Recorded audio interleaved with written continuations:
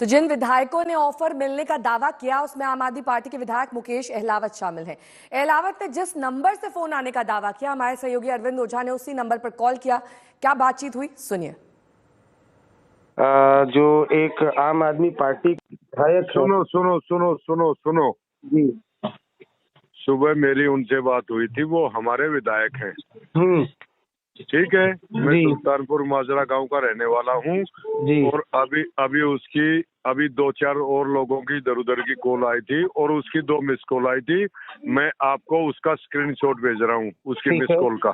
ठीक है, मुझे आप आज तक के नाम से वो करो, हेलो करो। जी, मैंने फोन उठाया नहीं, मिस कॉल का स्क्रीनशॉट भेजता हूँ अभी। ठीक है, ओके, हेलो करो। ठीक ठीक ठीक। तो फोन पर बात करने वाले शख्स ने मुकेश अहलावत के मिस्ड कॉल का स्क्रीनशॉट भेजने की बात कही थी, लेकिन बाद में वो फोन स्विच ऑफ हो गया। इस बीच कांग्रेस के संदीप दीक्षित ने आम आदमी पार्टी के ऑपरेशन लोटस वाले दावे पर ही सवाल उठाए। भाई इसका क्या मतलब है? अभी तो यही नहीं पता कौन विधायक रहेगा कि नहीं। परसों काउंटिंग है, आज रात को कोई विधायक शिफ्ट भी कर जाता है तो क्या शिफ्ट करेगा वो? डब्बे सबके सील हो गए हैं। जो हम लोग विधायक बनेंगे नहीं बनेंगे वो हमको 8 तारीख को पता चलेगा। तो कोई पार्टी किसी को क्या पैसे ऑफर करेगी, मुझे नहीं समझ में आ रहा है। हाँ, ये कह सकते हैं कि हमारे लोग जीत रहे हैं, उन्हें ये करना चाहते हैं, चलो मैं फिर भी बात मानूं। कौन जीतेगा क्या नहीं जीतेगा, ये इतनी घबराहट क्यों है आम आदमी पार्टी में, मुझे नहीं इस बात को समझ में आ रहा। अमित भारद्वाज मेरे सहयोगी जुड़ गए हैं तमाम जानकारी के साथ। अमित, देखिए, यहाँ पर संदीप दीक्षित ने एक वाजिब सवाल उठाया है, इतनी घबराहट क्यों है आम आदमी पार्टी में? अभी तो नतीजे आए भी नहीं है, कैसे मालूम चलेगा कौन जीत रहा है, कौन हार रहा है, कौन विधायक बनेगा या नहीं, किसको ऑफर और क्यों दिया जा रहा है?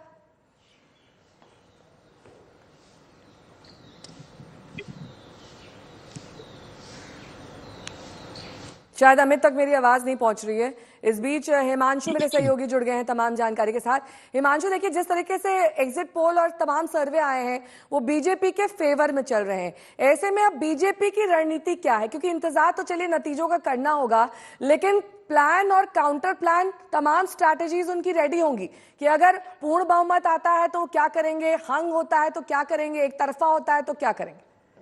हाँ, देखिए, बिल्कुल भारतीय जनता पार्टी की कल एक बैठक हुई थी जिसमें दिल्ली प्रदेश के अध्यक्ष वीरेंद्र सचदेवा, बैजंत पांडा जो प्रभारी हैं, सभी जो उम्मीदवार थे उनकी सभी सांसद, पार्टी के ऑफिस बेरर वो शामिल रहे। उनको बताया गया कि काउंटिंग के दिन क्या रहेगा, रिजल्ट अगर कैसा आएगा तो उसमें क्या आपको प्रतिक्रिया देंगे।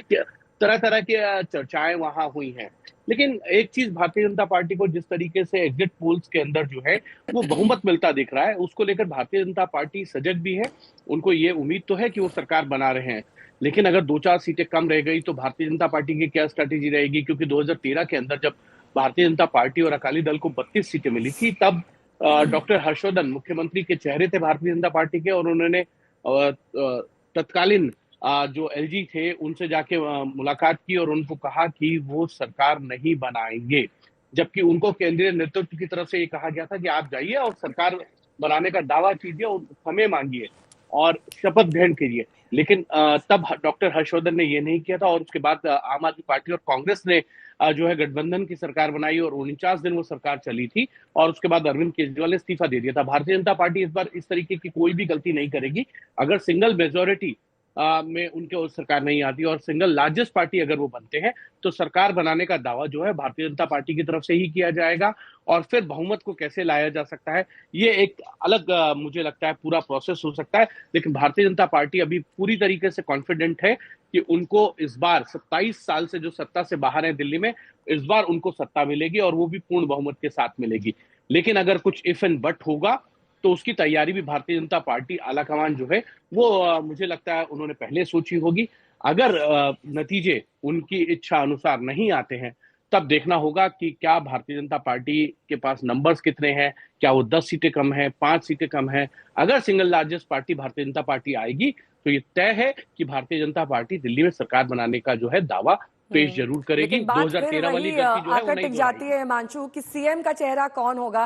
कयास तमाम लगाए जा रहे हैं, लेकिन इस बीच आपको एग्जिट पोल दिखा देते हैं। कुल 13 एग्जिट पोल आए हैं जिसमें बीजेपी की सरकार बनने का अनुमान 10 एग्जिट पोल दे रहे हैं, 2 आप की सरकार बनने का अनुमान दे रहे हैं। तो कांटे की टक्कर एक ही एग्जिट पोल दिखा रहा है। बीजेपी की 51 सीटें आएंगी, ये टुडेज चाणक्य का एग्जिट पोल कह रहा है, जिसमें आपकी 19 सीटें यानी कि पूर्ण बहुमत बीजेपी को मिलता हुआ दिखाई दे रहा है। कांग्रेस का खाता नहीं खुला है। ये टुडेज चाणक्य का एग्जिट पोल है। अमित भारद्वाज जुड़े हुए हैं। अमित, मेरा सवाल आपसे ये था कि जो संदीप दीक्षित ने सवाल उठाए कि अभी तो नतीजे आए नहीं है, कैसे आपको मालूम चलेगा कौन सा विधायक जीत रहा है और क्यों उसको ऑफर दिया जाएगा अगर वो नहीं जीत रहा है तो? बिल्कुल नहीं, देखिए ये तो वाजिब सवाल है भी जो संदीप दीक्षित उठा रहे हैं कि अभी तो नतीजे आए नहीं है, पता नहीं कि कौन जीतेगा कौन हारेगा, और ऐसे में किस तरह से कोई भी पार्टी अगर किसी उम्मीदवार को या विधायक को तोड़ना चाहेगी तो कोई तो श्योरिटी हो कि किस आधार पे ये किया जा रहा है। लेकिन आम आदमी पार्टी का दावा है कि उसके पहले ये दावा किया गया कि 7 विधायकों को जो कैंडिडेट हैं उनको 15 करोड़ रुपए का ऑफर दिया गया था आम आदमी पार्टी छोड़कर बीजेपी में शामिल होने के लिए। रिजल्ट्स के पहले ही पूरी गतिविधि करने की कोशिश की जा रही थी। बाद में अरविंद केजरीवाल ने, जो पार्टी के मुखिया, उन्होंने कहा कि 16 उम्मीदवारों तक ये ऑफर आ चुका है। पार्टी के अंदर खाने ये जरूर हम कह सकते हैं कि कुछ ऐसे उम्मीदवार हैं जो दावा कर रहे हैं कि उनको टेस्टिंग द वाटर जैसी सिचुएशन में उनका मन टटोलने के लिए बीजेपी के कुछ नेताओं द्वारा फोन किया गया है। ये हमें सूत्रों के हवाले से खबर मिली है कि कुछ उम्मीदवारों के साथ ऐसा हुआ है। लेकिन दूसरा पक्ष ये भी है जिसमें विनय मिश्रा शामिल हैं, प्रेम चौहान शामिल हैं और मुकेश अहलावत शामिल हैं। इन लोगों ने बाकायदा या तो ट्विटर पे लंबा पोस्ट डाल के दावा किया है कि बीजेपी की तरफ से ऑफर आया, या फिर खुद वीडियो बना के एक वीडियो बाइट जारी की है कि किस तरह से वो अरविंद केजरीवाल और आम आदमी पार्टी के साथ बने रहेंगे और किसी भी प्रलोभन में नहीं आएंगे। तो कहीं ना कहीं एक नैरेटिव बनाने की तो पूरी तैयारी आम आदमी पार्टी ने कर ली है और ये दावा भी कर रहे हैं लगातार कि 15 करोड़ रुपए का ऑफर है और रिजल्ट के पहले ही ऑफर आया। अब देखना यह है कि भारतीय जनता पार्टी कितने एग्रेसिवली इस पूरे दावे को काउंटर करती है। लेकिन फिर वही बात है कि कल जब नतीजे आएंगे तो संभवतः ऐसी तस्वीर निकल कर आए दिल्ली में कि किसी भी तरह के पोचिंग या हॉर्स ट्रेडिंग का स्कोप ही ना रहे, या फिर दरवाजे उस तरह से खुल जाएं जिस तरह से हमने कर्नाटक में पहले देखा, मध्य प्रदेश में होते हुए देखा। क्या उस तरह की सिचुएशन सर्कमस्टांसेस दिल्ली में भी बनेगी और फिर अलग अलग पार्टियों की तरफ से क्या एक दूसरे पे आरोप लगता है, ये तस्वीर कल शाम होते होते साफ हो जाएगी। ठीक है, बहुत बहुत शुक्रिया इस तमाम जानकारी के लिए आपका।